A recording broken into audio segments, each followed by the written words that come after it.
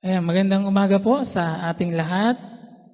Pakibati po ang iyong katabi. Magandang umaga. Okay. Tayo po ay magpapatuloy sa ating series ng mga pagbubulay sa ating pong series ng The Way of Jesus. So meron po tayong dalawang naunang mensahe na hango sa John chapter 14 verse 6. Ako ang daan, ang katotohanan at ang buhay, walang makakapunta sa Ama maliban sa pamamagitan ko. So tinalakay na po ang dalawang nauna, si Jesus ang tanging daan at walang ibang daan patungo sa Diyos Ama maliban sa pamamagitan ni Jesus. Tinalakay din sa atin ang tungkol sa si Jesus ang katotohanan at dahil nasa kanyang katotohanan, walang anumang kasinungalingan ang masusumpungan sa kanya. In application, pagkakatiwalaan natin ang Diyos sa lahat ng bahagi ng ating buhay. Ngayong umaga, tatalakay natin yung pangatlo doon sa talatang iyon, yung pagpapakilala din ni Jesus sa kanyang sarili, siya ang buhay. Sabihin mo nga sa iyong katabi, si Jesus ang ating buhay. Si Jesus ang ating buhay. Ngayon, ang tanong lamang ay gaano katotoo na si Jesus ang ating buhay? Na ang ating buhay ay umiikot kay Jesus at nilulubos ng presensya ni Jesus ang ating mga buhay. Bakit ko tinatanong ang tanong na yon? Dahil maraming mga tao at kahit ang mga ilan, kung hindi man lahat, na mga nagpapakilalang mga Kristiyano ay nabubuhay na parang lugi ang buhay.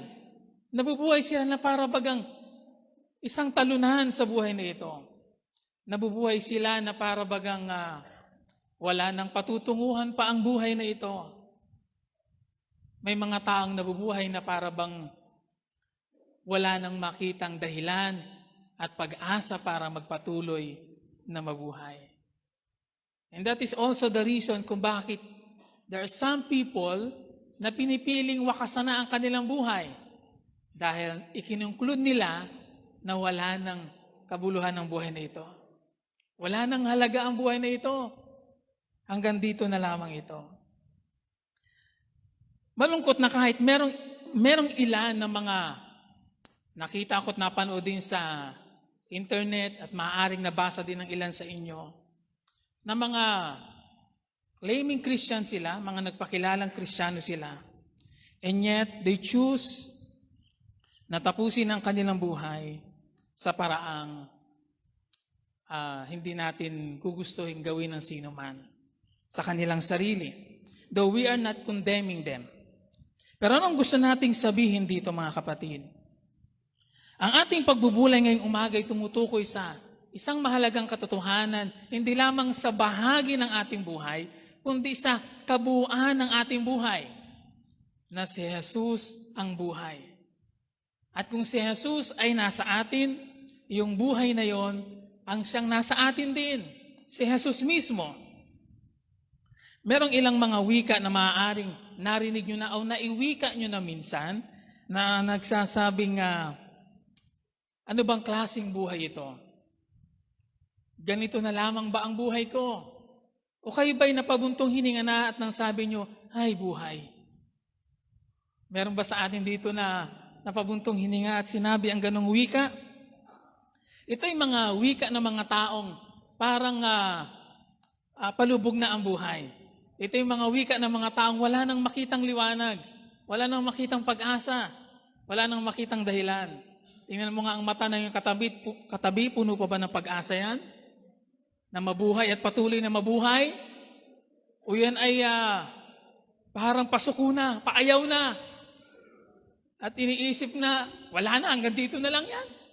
Wala nang isusulong pa ang buhay na ito. Mga kapatid, sa ating pakikinig sa mensahe ngayong umaga, sana hindi lamang tayo ma-encourage, kundi makita natin na ang buhay na ito ay lubos na napakahalaga para sa Diyos na dapat din nating higit na pahalagahan ayon sa ninanais ng ating Panginoon ayon sa kanyang nilayon para sa buhay natin. Kaya yung mga taong walang direksyon, hoping and praying na sa pakikinig natin sa mensaheng ito, magkakaroon ng malinaw na direksyon ng buhay. Yung mga walang pag-asa, magkakaroon ng pag-asa, mabubuhayan muli, at makakita ng napakalaking dahilan bakit dapat magpatuloy sa buhay na ito. Kung lalagyan natin ng formula ang buhay, at itong talatang ito, simple lamang ang formula sa isang tunay na buhay. Jesus equals life. Wala nang Jesus plus. Naunawaan niyo po ba? Jesus equals life. Anong ibig sabihin nun? Simple lamang. Walang iba kang kailangan sa buhay na yan para mapuno ang buhay mo at anumang bagay sa buhay mo ay maiayos si Jesus. Jesus equals life.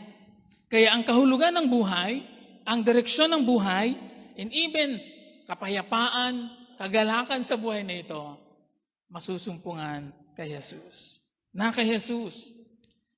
In short, hiwalay kay Jesus, tiyak na ang buhay nga ay maituturing na walang kabuluhan, walang kahulugan, walang saysay, at walang patutunguhan. Ang sabi ng isang talata sa John chapter 10 verse 10, at isa ito sa mga verse sa aking mga punto, pero hayaang basahin ko na as part ng introduction. Sabi sa Juan chapter 10 verse 10, sabi ni Jesus, na parito ako upang ang mga tupay magkaroon ng buhay. At hindi lamang basta buhay, isang buhay na ganap at kasiya-siya. Kaya kay Jesus, hindi lamang basta buhay, kundi iyong tunay na kapunuan ng buhay, kahulugan ng buhay, at tunay na kasiyahan ng buhay ang dulot ni Jesus. Maraming mga tayo gusto ng ganung klase ng buhay. And yet, hindi nila masumpungan. Bakit? Dahil hindi naman si Jesus ang kanilang hinahangad. Kung gusto natin itong ganitong klase ng buhay, isa lamang ang dapat mong hangarin. Isa lamang ang dapat nating pakaasamin sa buhay na ito. Yun ay si Jesus. Maraming mga tao hindi ito nagiging totoo sa kanila. Bakit? Dahil kahit ang mga nagpapakilalang mga mananampalataya, ang kanilang buhay ay umiikot sa mundong ito, hindi naman kay Jesus. Bakit hindi maging reality sa atin ang katotohanan ito? Dahil hindi naman talagang totoong umiikot din ang ating buhay kay Jesus. Kung gusto nating maging realidad ang katalatang ito sa ating mga kapatid, then evaluate your life. Talaga bang si Jesus ang buhay mo at umiikot ang buhay mo sa Kanya? Saan mo hinahanap ang buhay? Ang kahulugan ng buhay, ang kasiyahan ng buhay? Yan ba isa iyong kayamanan sa mga tao, sa isang relationship, sa career, or even sa mga achievements sa buhay? Talagang mabibigo nga tayo, mga kapatid, kung hahanapin natin sa mga ito ang tunay na kahulugan ng buhay. Ngayong umaga, itatama natin ang pananaw sa buhay na ito. Sa pamamagitan ng pagsagot na ito, sa tanong na ito, ano ang ibig sabihin na si Jesus ang buhay? Ano ang ibig sabihin na si Jesus ang buhay? At sa application nito, ano ang ibig sabihin na mabuhay tayo kay Jesus? Una, ito yung nangangahulugan na si Jesus ang pinagmula ng buhay. He is the source of life. Ang sabi sa Juan chapter 1, verse 3 to 4, at babasahin ko sa isang lumang salin ng Biblia, ang lahat ng mga bagay ay ginawa sa pamamagitan niya. At alinman sa lahat ng ginawa ay hindi ginawa kung wala siya. Nasa kanya ang buhay, at ang buhay ay siyang ilaw ng mga tao. Yung salitang ginawa dito sa ibang salin, nilikha. Nilikha. May buhay ba kung wala si Jesus? Merong bang tunay na buhay kung wala si Jesus.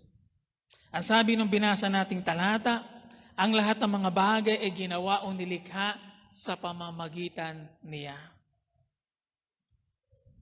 Kaya walang anumang bagay na hindi nagmula sa pamamagitan niya. Ito'y nangangahulugan na ang paglikha ay imposibleng mangyari hiwalay kay Jesus. He is supreme over all creation. Ipinapakita din ng talatang ito ang likas na pagka-Diyos ng Diyos sa ating buhay, ni Jesus. Siya ang lumikha ng buhay, nagbigay ng buhay, at nasa Kanya ang buhay. Meaning siya ang may kakayanang magpanatili nito. Walang buhay nga kung wala si Jesus. Kaya ang lahat ng bagay, kasama ang buhay natin ay nilikha mula sa otoridad at kapangyarihan ng ating Panginoong Jesus. Bago pa tayo ipanganak sa mundong ito, mga kapatid, binuo na tayo sa sinapupunan ng ating nanay mula sa isang maliit na bahagi, isang cell ng maliit, napakaliit. At doon merong touch ng kapangyarihan ng Diyos na nagbigay ng buhay. Yan ang sinasabi ni David sa Awit chapter 139, verse 13. Ang anumang aking sangkap, ikaw o Diyos ang lumikha, at sa tiyan ng aking inay hinugis mo akong bata. Verse 14, pinupuri kita o Diyos, marapat kang katakutan, ang lahat ng gawain mo ay kahangahangang tunay, sa loob ng aking puso sa lahat ito'y nakikintal. Hindi ba kahanga-hanga po, mga kapatid? At nakakamangha kung paanong mula sa isang maliit na cell ay binuo at binigyan tayo ng buhay. Lahat tayo nanggaling doon, sa prosesong iyon, sa karanasang iyon, mula sa isang napakaliit na cell. Binuo niya tayo at binigyan ng buhay.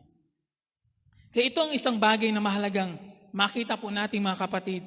Pagdating sa katotohanan ito, the more na nare-realize mo na ang buhay ay galing sa Diyos, the more na dapat na mamangha ka sa pagiging Diyos ni Jesus. Nakakamangha ang kapangyarihan ng Diyos. Sino sa atin dito ang hindi mamamangha? Dahil mula doon sa paglikhang iyon, mula doon sa pagkabuo na iyon, sa tiyan ng nanay, tayo sa ating sarili walang bahagi. Wala tayong contribution doon kung paano tayo nabuo at nabuhay at nagkaroon ng buhay. Lahat yun ay gawa ng makapangyarihang Diyos. Lahat yun ay gawa ng makapangyarihang Diyos. Kaya ang maunawaan na si Jesus ang may likha, may akda at may plano ng ating buhay ay dapat na nagdadala sa atin sa isang mataas sa pagpupuri at paghanga sa Diyos. At tulad ng ginawa ni David, pinupuri kita o Diyos at marapat kang katakutan. Hindi tayo mabubuhay kung hindi pinasyahan ng Diyos na bigyan tayo ng buhay. Hindi tayo mananatiling buhay kung hindi pinapasyahan ng Diyos na manatili kang buhay hanggang ngayon.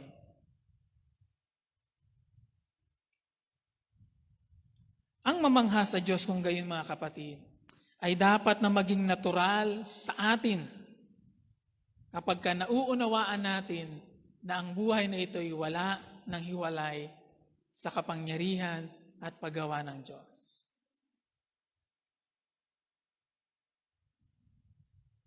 Tayo ay tuwang-tuwa, hindi ko alam ko sa inyo, pero tayo ay tuwang-tuwa kapag pagkasilang ng baby. Pagka naisilang na yung baby at nag-iyak-iyak na, ang tuwa natin. Ang cute ng bata, dahil wala namang sanggol na ipinangalak na hindi cute. Lahat ay cute. Pero, hindi ba mas higit na mas nakaka-amaze yung nasa loob pa lang ng tiyan kung paano nabuo yun? Nasusundan niyo po ba mga kapatid? Kung nakaka-amaze na yung lumabas yung baby, mas nakaka-amaze yung kung papaano siya nabuo at nagkaroon ng buhay doon.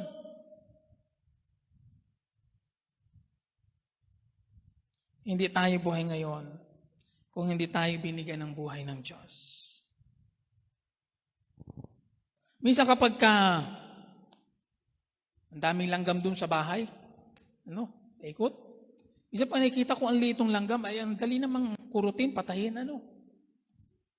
And merong ilang mga astronauts na, siyempre mga lumalabas ng Earth, nandun sa kalawakan. Ayon sa kwento nila, pagka naroon ka na sa labas ng Earth, makikita mo na napakaliit ng Earth. How much more ang taong nabubuhay sa Earth? Napakaliit. Parang langgam lamang na pwede mong tirisin. And yet, tayong maliliit na mga nilalang ay pinakaiingat-ingatan, inaalagaan ng ating Diyos. Bakit? Dahil hindi tayo nagmula lamang sa, sa kawayan? Hindi tayo nagmula sa pumutok lamang na kung ano. Tayo mula sa makapangyarihang paggawa ng Diyos. Tayo ginawa ng Diyos, nilikha ng Diyos, binigyan ng buhay ng Diyos. Sa Kanya nanggaling ang buhay na ito. Kaya nasa Kanyang katungkulan na ingatan ng buhay na ito.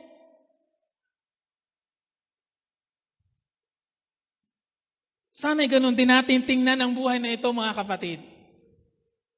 Sa mata ni Jesus, ang buhay na ibinigay niya ay sobrang napakahalaga para pabayaan lamang. Hindi kayang bayaran, hindi kayang ibigay ng sino man. Tanging Diyos lamang ang makapagbibigay ng buhay. Kaya huwag nating tingnan ang ating buhay na walang kabuluhan. Regardless ng anumang mga kalagayan, karanasan sa buhay, umaaring dumating sa hinaharap.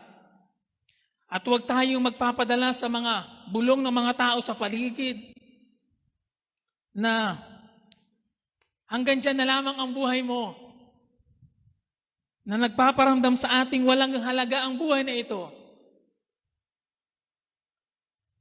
Maaari may mga pagkakataong nararamdaman mo na ikaw ay bigo, wasak, down, sa iba't ibang mga dahilan, nangihina sa buhay na ito. Sa bagay normal yon na maranasan natin bilang tao. Pero ang maunawaan natin na si Jesus ang ating buhay ay dapat na magbigay sa atin ng patuloy na dahilan para huwag itigil ang buhay na ito. Dahil kahit ang mga madidilim na pangyayari sa buhay, mga kapatid, ay minsan nagdadala sa atin o sa ibang mga tao, sana hindi sa sino man sa atin, ng depression, kawalan ng ganang mabuhay. Alam niyo po yung mga taong nadidepress, sila yung mga taong ang panganib ay mawalan na ng ganang mabuhay. Meron ba sa inyo ditong nawawalan na ng ganang mabuhay?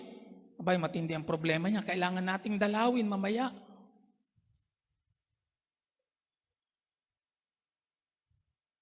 Huwag nating wakasan ang buhay na pinapahalagahan ni Jesus ng gusto.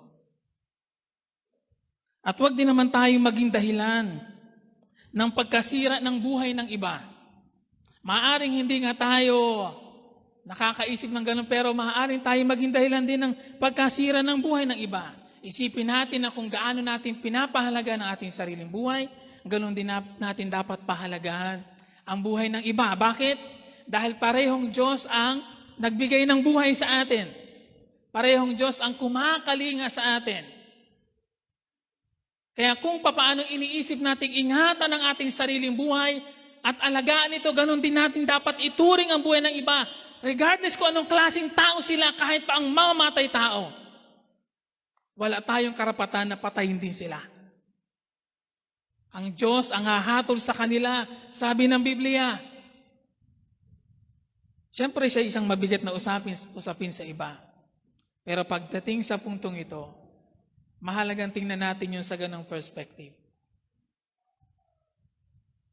Kung ang Diyos ang nagbigay ng buhay at sa Kanya galing ang buhay na ito, siya lamang ang may tanging karapatan ayon sa Kanyang ipapahintulot at itinakda na tapusin ang buhay na ito.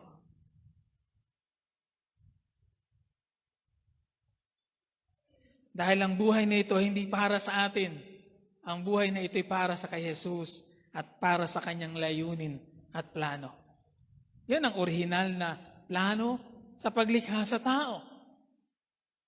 Para sa kasiyahan at karangalan ng Diyos. Kaya gamitin natin ang ating buhay para sa ikaluluwalhati ng Kanyang pangalan. Sa mga paanong paraan pwede nating magawa iyon? Sa ating pagdilingkod, pag-iwas ng magkasala, pagkakaroon ng maayos na kaugnayan sa Kanya at sa ating kapwa, at sa iba't ibang mga paraan na pwede nating mabigyan ng lugod ang Diyos. At dahil si Jesus ang pinagmulan ng buhay, ito'y nangangahulugan din na si Jesus ay may karapatan na magsabi kung paano tayo dapat mamuhay.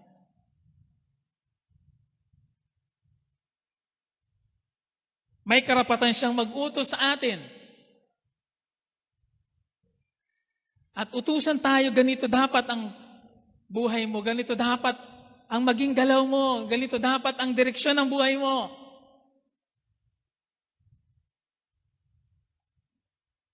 Kaya maling isipin at yung mga sinasabi ng iba na buhay ko ito, wala kayong pakialam, wala kang pakialam.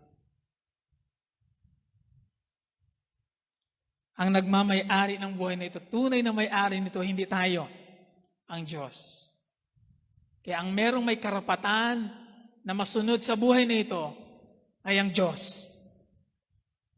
Sabihin mo sa iyong katabihan, baka nakakalimutan niya. Ang may karapatan na masunod sa buhay mong ito ay ang Diyos. Kung kinikilala mo, kung kinikilala natin na siya ang may likha, nagbigay ng buhay na ito, then yung napakalaking katotohanan na yon ay dapat na naipapamuhay natin. Nasa Kanya ang lahat ng karapatan, hindi lamang bahagi ng ating buhay. Nasa Kanya ang lahat ng karapatan sa buhay na ito. Kapag sinabi niyang ganito, ganun nga iyon. Kapag sinabi niyang doon, doon nga iyon. Dapat ay maging ganon. Sabi ni Pablo sa Roma chapter 11 verse 36, sapagkat ang lahat ng bagay, guhitan niyo kung walang guhit sa inyong Biblia. O highlight. Sabi ni Pablo, Roma 11:36, ayan, sapagkat sa lahat ng bagay, o ang lahat ng bagay, una, mula sa Kanya, pangalawa, sa pamamagitan niya, at pag-aari niya. In short, tayo ay walang karapatan sa ating sariling buhay. Ito'y nagpapahiwatig na wala tayong karapatan sa ating sariling buhay. Ito'y pag-aari ng Diyos at nasa Kanya ang karapatan sa buhay na ito. Susunod lamang tayo sa instruction ng Diyos. Yung mga taong nabubuhay sa kanilang sarili at sa kanilang sariling gusto, hindi ba't yun ay hayagang paglapastangan at paglabag sa katotohanan ito? At pag-deny sa katotohanan ito na si Jesus ang nagbigay ng buhay.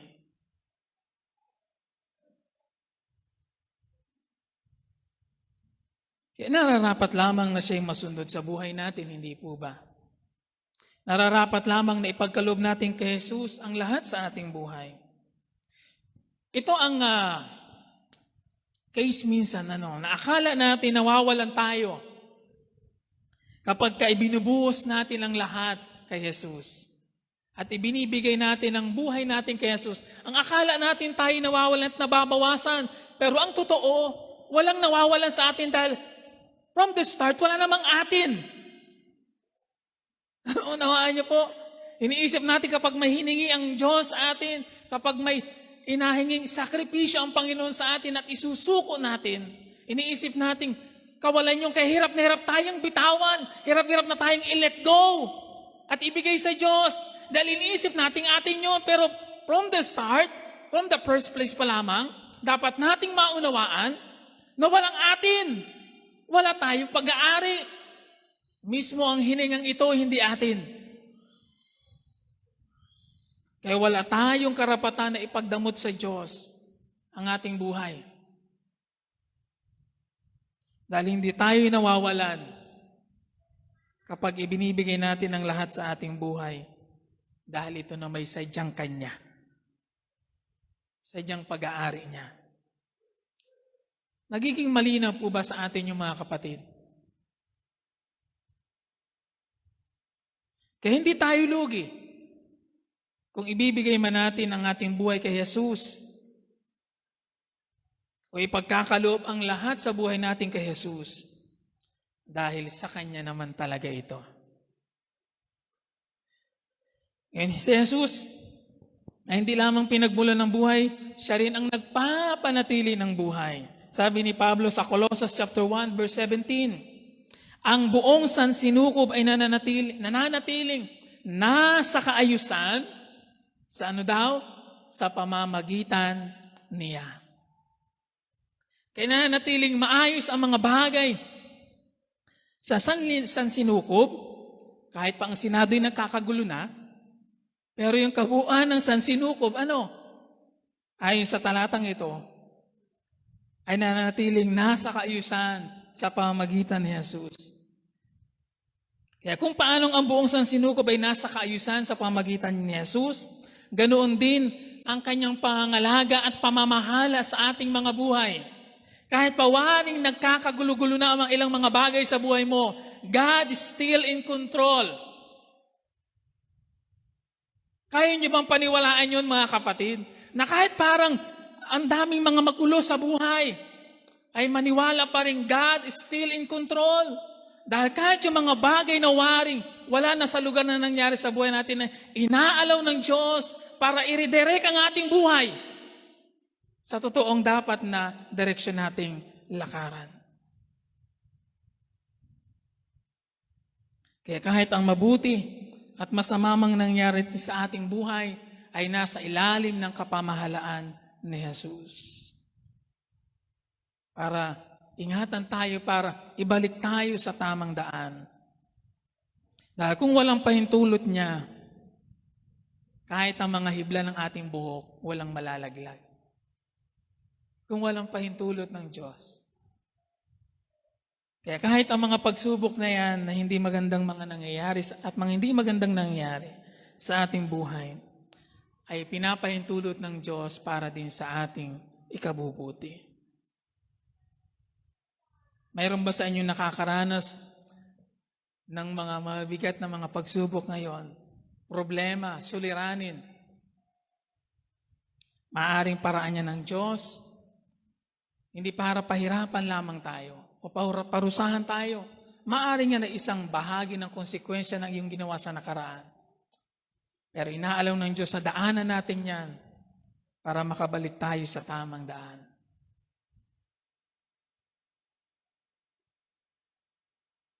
Sana'y magising tayo sa katotohanan ito, mga kapatid. Na wala nga, kung gayon, wala tayong ibang kailangan sa buhay na ito, maliban lamang kay Jesus. Kahit ang ating pagising sa umaga ay biyaya ng Diyos.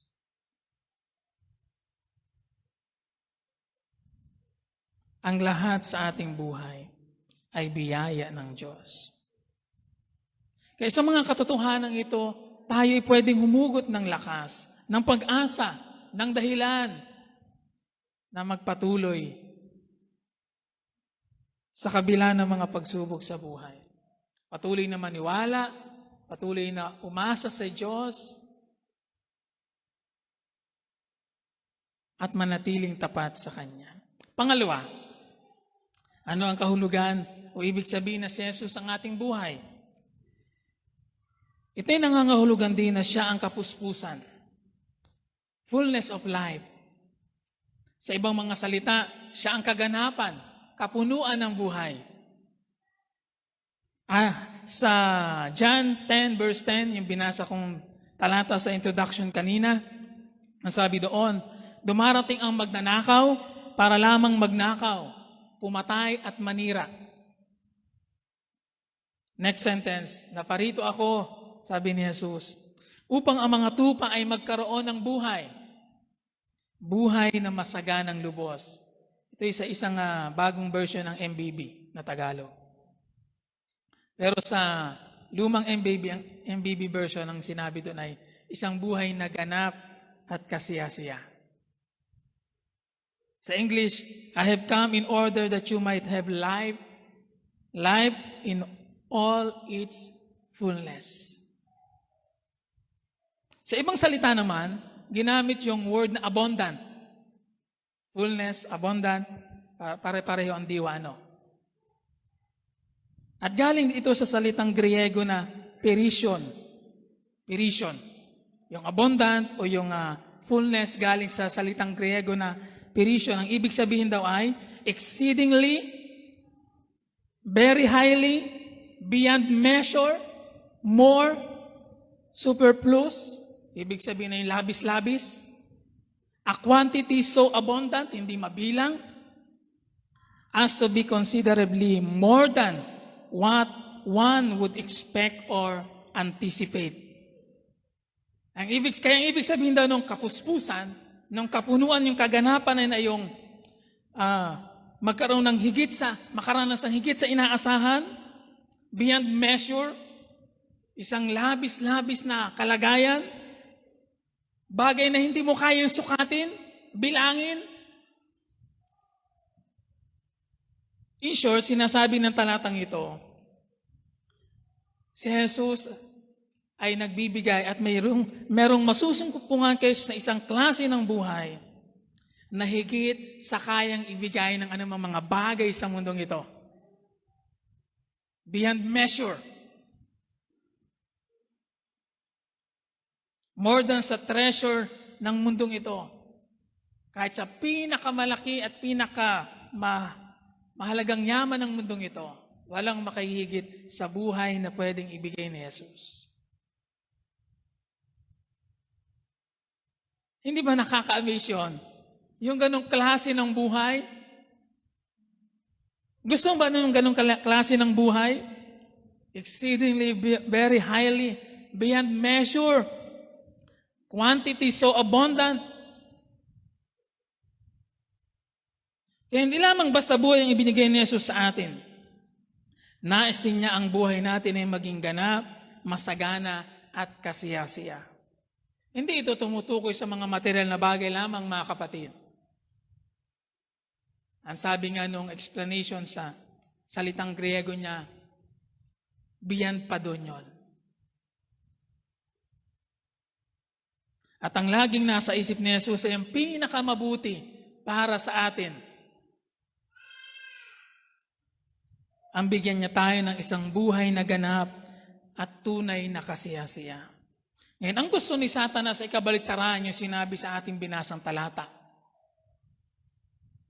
Ang ginagawa ni Satanas ay magnakaw, pumatay at manira. Sirain ang ating buhay.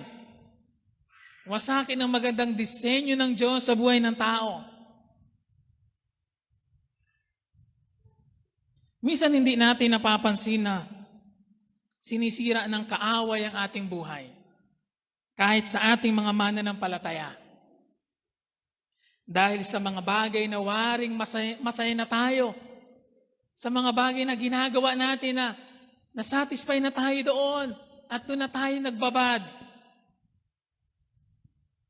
Dinadaya natin ang ating sarili. Ang magkaroon ng ginhawa, maalwan, at nakukuha ang gusto ay hindi nangangahulugan na mayroon ka ng isang buhay na ganap at kasiyasiya. To simplify, yung magkaroon ka ng lahat ng maraming kayamanan, material na mga bagay, nabibili ang lahat ng gusto mo, ay hindi nangangahulugan na meron ka ng isang buhay na ganap at tunay na kasiyasiya. Dahil minsan pa nga, ang mga taong waring kumpleto sa lahat ng bagay, ang pinakahungkag ng mga tao. Alam niyo yung salitang hungkag sa mga kabataan? Walang laman. Walang kalaman-laman.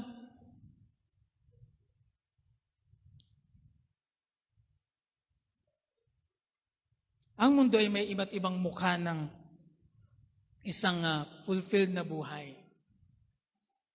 At pinapaniwala ang tao na yon ang tunay na tagumpay ng buhay. Yun ang tunay na kaganapan sa buhay. Yung pagiging masagana sa material na bagay. Akala niya siya naumuhay niya ng matagumpay fulfilled na buhay.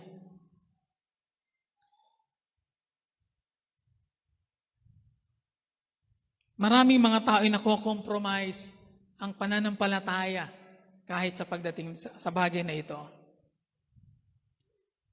Yung masihang ka na sa isang bagay na ginagawa mo. Meron ding mga taong outwardly religious, pero hindi naman lubos na nakasuko ang kanilang buhay kay Jesus. Yan ay ilan lamang sa mga waring mukhang tama sa paningin ng mundo at sa pananaw ng mundo at sa kalagayan ng mundo. Kapag narating mo itong klase ng peak ng buhay na ito, successful ka na. Kompleto ka na. Pag narating mo ang mga achievements na yan, pag na-meet mo na si Mr. Right at Mrs. Right, waring naroon ka na sa peak ng buhay na ito. Hindi. Hanggat walang tunay na paghahari ni Jesus sa buhay mo, mananatiling kulang ang buhay mo. Regardless sa kung ano man ang ma-accomplish mo sa buhay, ma-achieve mo sa buhay, regardless ng lahat ng yaman na meron tayo, hanggat hindi si Jesus ang tunay na naghahari sa buhay mo, mananatiling may kulang sa buhay mo. At sana'y hindi mo ma-realize yung kapag huli na ang lahat. Mga kapatid, huwag tayong mamuhay sa isang buhay na hindi naman totoong buhay. A fake life. Hindi ganyan ang buhay na gusto ng Diyos para sa atin. Maraming mga nasa social media nagpapakita ng isang buhay na waring maayos na maayos. Pero alam niyo po sa social media, ang isa sa major problem ngayon, maraming mga peke. Maraming mga peke. Tunay mong malalaman lamang ang kalagayan ng buhay ng isang tao kapag na-enkwentro mo siya personally. Sana huwag tayong mapabilang doon sa mga fake na yon.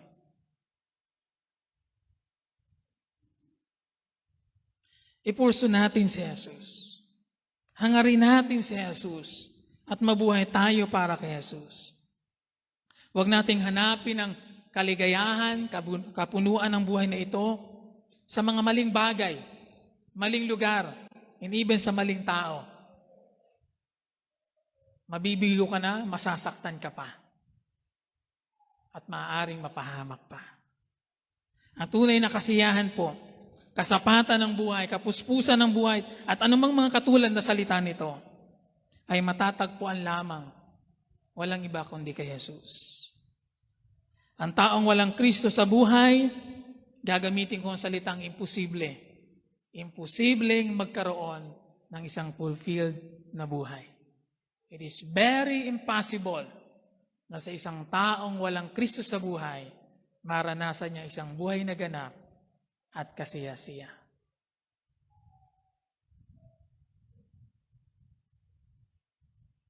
Ano ba ang itsura ng isang buhay na masaya, ganap at kasiyasiya tulad na sinasabi ng Biblia? Ang masaya at masaganang buhay hindi tungkol sa mga pag-aari natin sa mundo. Maraming pera, malaking bahay, and even sa mga nararating na lugar at kasikatan sa buhay. Ang mga bagay na ito ay maaaring magawa ng tao sa kanyang sariling paraan at lakas. Ngunit ang tunay na pinagpalang buhay ay mula at sa pamamagitan lamang ni Jesus. Yung buhay na pinagaharian ni Jesus, nasusunod si Jesus. Hindi ba isang malaking pagpapala yung pinatawad tayo sa ating mga kasalanan? At piniling kalimutan ng Diyos ang ating mga karumihan at kasalanan. Itinuring na matuwid sa kanyang harapan. At binigyan ng kapayapaan sa ating kaugnayan kay Jesus, kay sa Diyos sa pamamagitan ni Jesus. At ngayon meron tayong katiyakan ng isang buhay na makakasama at makakapili ang ating Diyos. Yan ang tunay na buhay na dapat panabikan ng mga taong pinagaharian ni Jesus. Yan ang tunay na buhay na mabuhay para kay Jesus. Ang mabuhay ng payapa kasama ang Diyos. At hindi na nananatiling kaaway ng Diyos. Yan ang sabi ni Pablo sa Roma chapter 4 verse 7. Pinagpala ang mga taong pinatawad na ang pagsuway at ang mga taong pinawi ng mga kasalanan. Pinagpala ang taong hindi na pagbabayari ng Panginoon sa kanyang mga kasalanan. Kahit yung maisulat ang ating pangalan sa aklat ng buhay, ay napakalaking pagpapala para sa atin. Magkaroon ng access sa banal na Diyos, kahit nga sa ating pananalangin, ay isang malaking pagpapalang maituturing. Yung kalayaang makalapit sa trono ng mahabaging Diyos, ay isang napakalaking biyaya at pagpapala para sa atin. Yan ang tunay na mabuhay ng ganap at kasiyasiya. Yung ma-enjoy ang presensya ng Diyos sa buhay mo. Bonus na lamang yung meron kang na-enjoy ng mga material na bagay. Yung buhay na ganap at kasiyasiya mga kapatid, ang talagang ibig sabihin noon ay yung na-enjoy mo ang buhay kasama ang presensya ng Panginoon. Marami tayong pwedeng ilista ng mga espiritual na mga pagpapala. Katulad ng ilang mga nabanggit ko. Lahat ang ito natanggap natin sa pamamagitan ni Jesus. At patuloy na nararanasan dahil kay Jesus sa ating pakikipag-isa sa Kanya. Kaya tanging si Jesus lamang ang makapagbibigay ng isang buhay na tunay, malaya, payapa, masagana, makabuluhan, na kay Jesus ang lahat ng iyon. Isentro natin ang ating buhay kay Jesus sa Kanyang kalooban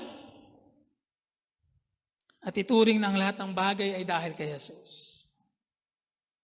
Kung gayon, hindi tayo mawawalan dahilan, mauubusan ng dahilan na palaging magpasalamat sa Diyos. Sabi, He came for that very reason, sa English, to give us fulfilling life that no one could ever earn for us except through Him. Walang makapagbibigay ng ganitong klaseng buhay at dumating nga si Jesus para sa layuning yon. Para maranasan natin ang buhay na sinabi niya.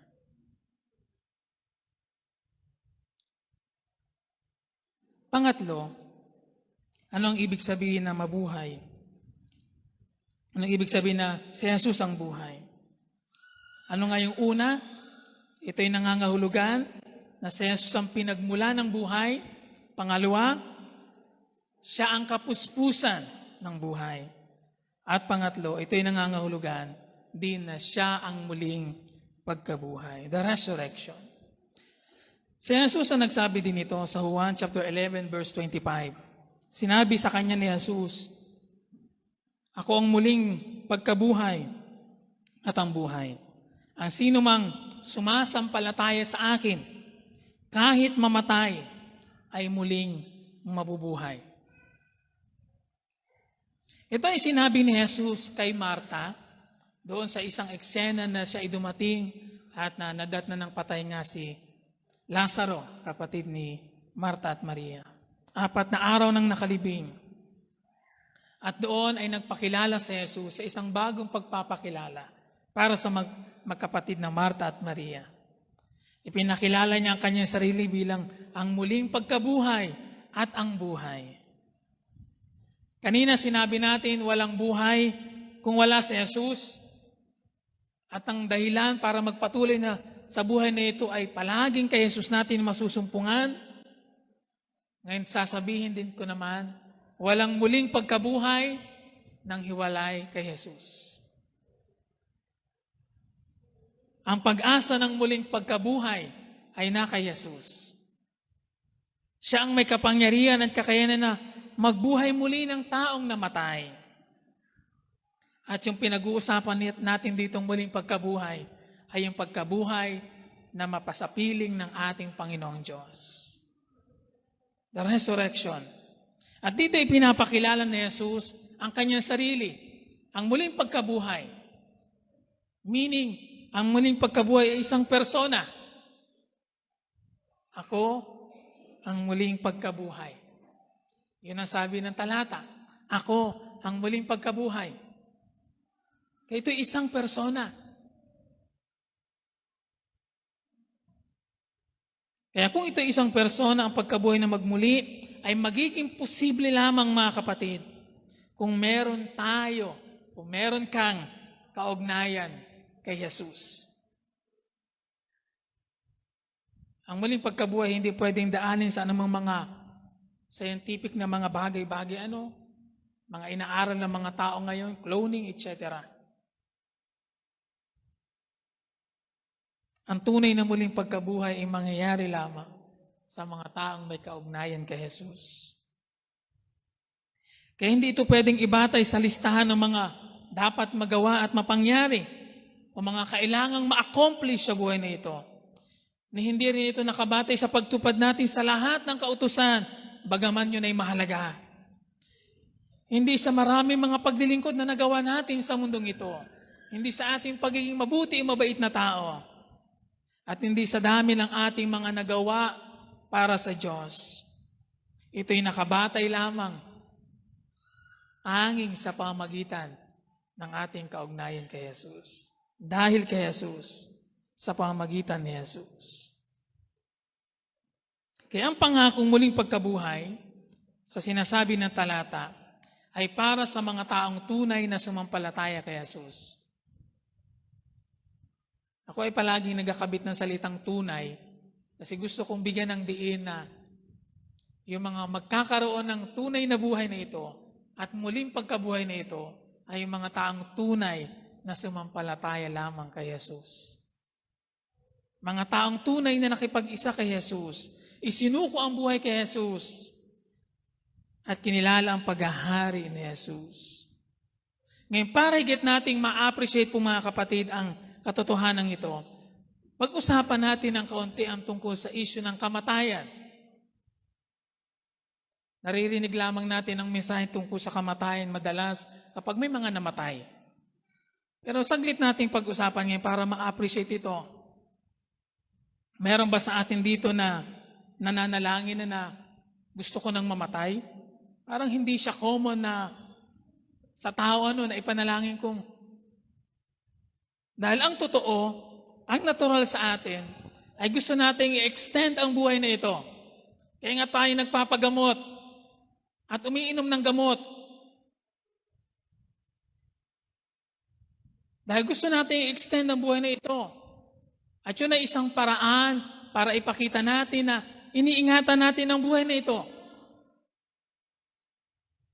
At gusto kong bigyan ng diin yun, na kahit yung pagpapagamot mga kapatid, at pagsisikap na ingatan ang sariling ito, kung may mga nararamdaman ng kung ano-ano, ay isang anyo din ng pag-iingat ng ating sarili bilang pagkilala sa Diyos na lumikha nito. Kaya yung pagpapabaya natin sa ating sarili, at yung pagpapabaya na hindi, ingatan ito at ipagamot ito, ay maaring isang anyo, kung hindi man lantarang pagsuway sa Diyos, baka hindi natin namamalayan na isang anyo ng pagwawalang bahala o pagwawalang halaga sa katotohanan si Jesus ang may-ari ng buhay at nagbigay ng buhay na ito. Kaya sabihin mo dyan sa iyong katabi, magpa-check up ka na.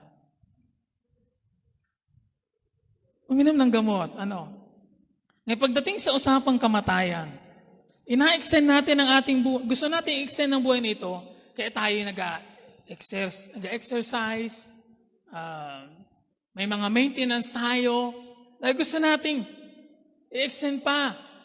Dahil sa natural na pag-iisip ng tao ay hanggat kaya, hanggat may lakas, gusto pa nating mabuhay sa mundong ito, hindi po ba?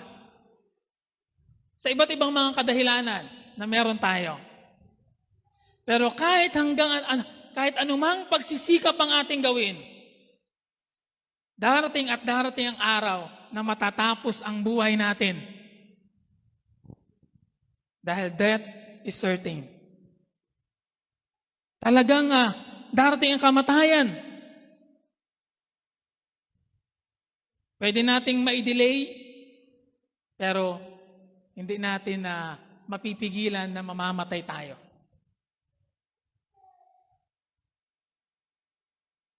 Ngayon sa tao, ang kamatayan ay waring katapusan na nga. Pero kay Kristo, death is not final. Ang totoo, ang kamatayan, ang totoong umpisa ng isang buhay na walang hanggan. Kahit ang kamatayan ay nasa ilalim ng kapangyarihan ni Jesus, walang magagawa ang tao sa kamatayan, pero si Jesus meron. Si Jesus ang ating buhay, buhay na pag-asa, at mabubuhay tayong muli dahil kay Jesus. Kasama si Jesus. Maaring hindi nga natin mararanasan yung eksena doon sa kwentang yon kay na Lazaro, na 4 na araw nang nakalibing. At nung pagdating ni Jesus, to make the story short, binuhay siyang muli. Dahil ngayon, ay inatanggal na mga laman loob natin. Kaya against the law na yon, kahit sa Diyos mismo, bagaman kaya niya talagang gawin sa kanyang kapangyarihan, nabuhayin muli. Pero noon, hindi kasi ginagawa yung ganon. Ina-preserve lang sa isang kumbanga-banga niya. Pero ito ang malinaw. Sa Biblia, bubuhayin muli ang mga nanali kay Jesus. Merong pag-asa at nananatiling hindi nagbabagong pag-asa na kay Jesus merong katiyakan ng buhay na ito at merong buhay na walang hanggan sa sapiling ng ating Panginoon. Sabi ni Charles Spurgeon, "Death cannot kill a believer. It can only usher him into a freer form of life." Ang kamatayan ay magdadala sa atin sa mas mainam, mas malaya, at ganap na buhay. Anong ibig sabihin niyan? Ang kamatayan daw hindi ang tunay nating wakas. Nagtatapos man ang buhay natin dito sa mundo, magpapatuloy naman ito sa buhay na walang hanggan kasama si Jesus. Gusto po ba natin iyon? Na isang buhay na walang hanggan na kasama si Jesus? Ay parang ayaw nyo naman. Gusto nyong manatili sa mundong ito na mainit. Pero yun ang naghihintay sa mga tunay na sumampalataya kay Jesus. Buhay na walang hanggan, walang katapusan, na makakasama na natin siya. Ang sabi ng pahayag, wala ng luha, wala ng paghihirap, wala ng pagtangis, wala ng sakit, wala ng alalahanin. Mabubuhay tayo na puno ng kapahingahan, kapayapaan, kasama si Jesus. Yung mga bagay na mahirap sa mundong ito, wala na doon. Mabubuhay tayong punong-puno ng kagalakan bawat araw. Hindi natin alam kung paano tumatakbo ang oras sa langit at kung may oras sa langit. Pero ang malinaw ay ito, sa pagkabuhay na muli natin, naroon at makakapiling natin ang Diyos. At yun ay isang napakalaking katotohanan na dapat magdulot sa atin ng pananabi. Sino sa inyo dito ang, hindi ko alam kung tamang itanong, pero yung excited ng mamatay? Meron bang gano'n na excited ka ng mamatay? Kasi ang ina-excite mo yung ma-meet ang Diyos na lumikha sa iyo. Sabi ni Pablo, pakinabang ang mamatay. Ito'y sinabi niya sa Filipos chapter 1, verse 21 hanggang 23 and so on. At doon sinabi niya, ang mamatay ay isang pakinabang. Pero banda roon sa mga sumunod na talata, siya nahihirapang magpasya na gusto niya nang mamatay, and yet ayaw pa niyang iwan itong kanyang mga pinapangunahan. May ganun siyang pagtatalo sa kanyang damdamin. Pero ang sabi niya, pagdating sa verse 23, sa King James Version, ganito ang pagkasabi, for I am hard-pressed between two, having a desire to depart and be with Christ, which is far better. Dito ini-highlight ni Pablo, alin ang mas better? Mabuting hindi pa siya mamatay kasi maaalagaan pa niya ang kanyang mga inaalagaan. Pero ang sabi niya, far better ang naghihintay sa akin pagkatapos ng kamatayang ito.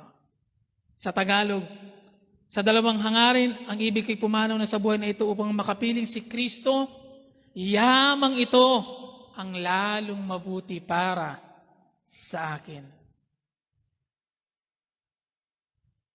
Naunawaan po ba natin mga kapatid kung bakit pakinabang ang mamatay sa mga taong may pananampalataya kay Jesus? Ngunit sa mga taong walang pananampalataya, ang naghihintay pagkatapos ng kamatayan ay nakakatakot, nakakasindak, nakakapangilabot ang naghihintay. Ngunit sa mga taong may pananampalataya kay Jesus at sa buhay na walang hanggan, far better than life itself ang naghihintay. Higit sa mga bagay na meron at naranasan natin sa buhay nito, ang naghihintay po sa atin. So si Jesus ang buhay. Hindi si Jesus plus success ang buhay. Hindi si Jesus plus money ang buhay. Meaning, wala tayong anumang pwedeng idagdag kay Jesus para makumpleto ang buhay. Jesus is enough. Sabihin mo sa iyong katabi, He is enough. Sapat na si Jesus.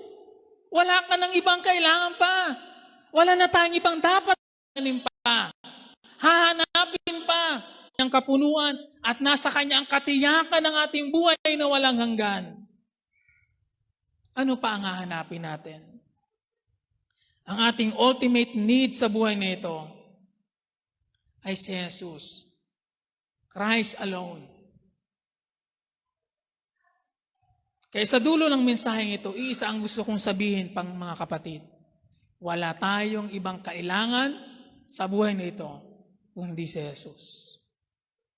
Wala tayong ibang dapat na higit na pinapakahangad sa buhay na ito kung hindi si Jesus. At walang ibang dapat na masunod sa buhay na ito kung hindi si Jesus. Walang buhay na ganap at kasiyasiya kung wala si Jesus. Walang buhay na magpapatuloy kung wala si Jesus. At walang buhay na aasahan tayo pagkatapos ng mundong ito kung wala si Jesus.